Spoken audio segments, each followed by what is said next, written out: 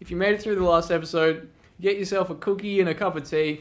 Well done. A pat on the back. There was a lot of classes that we made. We're still getting used to this framework that we're going to build our application on.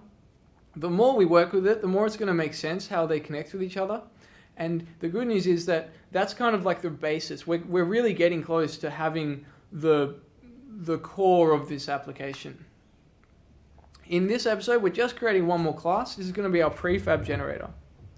So in our asset generator folder, I'm going to go ahead and create a mesh prefab generator. Now this is going to be the generator for our stars, our star meshes, as well as our constellation meshes. You know, the lines that connect the stars together. Okay, so let's go ahead and make it. We'll say this is going to use Unity Engine. This is going to be a public class called Mesh Prefab Generator. It's going to inherit from Asset Generator. It's going to implement our protected function, generate assets. And we're going to need to know, we're going to need to have access to a mesh generator, because we need to know where this mesh generator is saving its meshes to.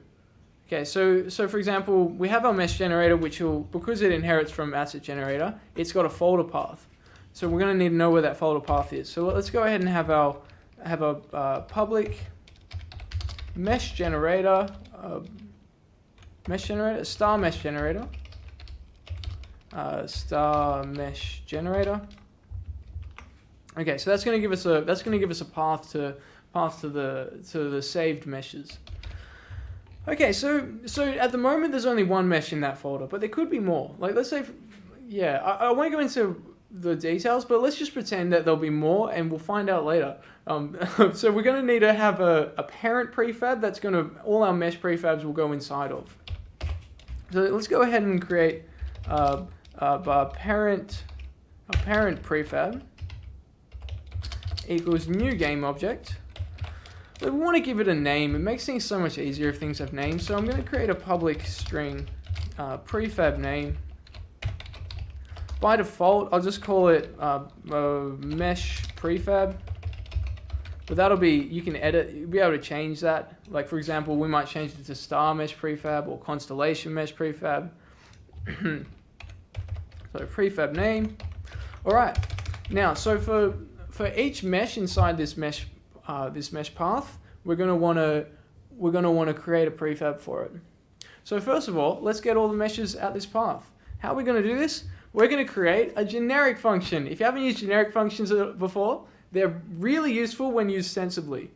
You know, so this is where you create a function for different types. For example, at the moment we want to be able to load every mesh that's at a certain path, but maybe later down the track we want to load every game object that's down at a path. And we can use the same function that'll do both things. I'm going to open up my asset utility, and we'll have a look at what this is going to look like. Okay, so this is going to be, if you haven't seen a syntax before, it's a bit of getting used to, but you sort of start to get the hang of it once you use it. Okay, so this will be a public static t, no, it's an array of t's rather, and it's going to be get assets at path. All right, now what we're going to say is you can specify what type it is that we're going to be returning. Okay, so we'll have a string folder name, folder path rather, and now we're also going to say whatever type it is, it's got to be a Unity object.